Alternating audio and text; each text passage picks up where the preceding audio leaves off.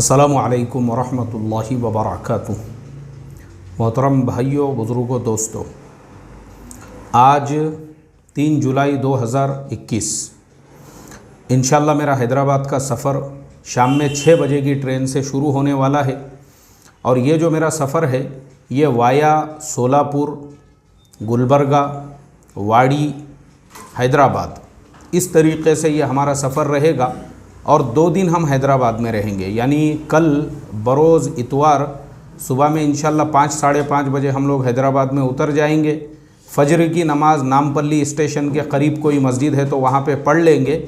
और हैदराबाद में हमारा जो प्रोग्राम है वो है बंजारा हिल्स में, जहाँ पे हमको 11 बजे तक पहुँचना है। तो सुबह में फ़जर के बाद से लेके तो 10 बजे तक का हमारा वक्त जो है वो फ़ारिग है। हैदराबाद के जो बहुत सारे साथी बार बार फ़ोन कर रहे हैं, मैसेजेस कर रहे हैं, तो मैं मेरा मोबाइल नंबर दे दूंगा। तो ये जो अवकात है मेरे फ़ारिग, एक तो सुबह में कल वहाँ पे उतरने से लेकर तो 10 बजे तक इस वक्त में आप लोग मुलाकात कर सकते हैं। वो आपको तय करना है कहाँ पे आप मुलाकात करोगे और बातचीत करोगे। दूसरी चीज़, हमारा प्रोग्राम 11 बजे शुरू हो जाएगा तो मैं फिर बंजारा हिल्स में मसरूफ़ रहूँगा 11 बजे से लेकर तो असर तक मेरा वक्त जो है वो पैक है। उसके बाद फिर मैं फ़ारिग हूँ। अब असर के बाद से भी हैदराबाद में जो साथी मुलाकात करना चाहते हैं, मिलना चाहते हैं, पूरी रात भी हमारी जो है वो फ़ारिग है, खाली है, जिसमें साथी इशा के बाद भी मिल सकते हैं, बात कर सकते हैं। और बहुत सारे मसले मसाइल ऐसे होते हैं जो हम वीडियो की शक्ल में उसका जवाब नहीं देते। बहुत सारी बातें ऐसी होती है जो हम फ़ोन पे बात नहीं कर सकते। तो फ़ेस टू फेस जो लोग भी मेरे से मुलाकात करना चाहते हैं, मिलना चाहते हैं, मेरा पर्सनल नंबर जो है वो अभी आपको शो कर रहा होगा। आप मेरे से फ़ोन पे बातचीत करके जो है कहाँ पे मुलाकात कर सकते और किस तरीक़े से मिल सकते, ये आप मेरे से बात कर सकते हैं। कोई मसला नहीं है, आपका मोस्ट वेलकम है। बिल्कुल हर आदमी जो भी मेरे से मिलना चाहता है हैदराबाद के अंदर।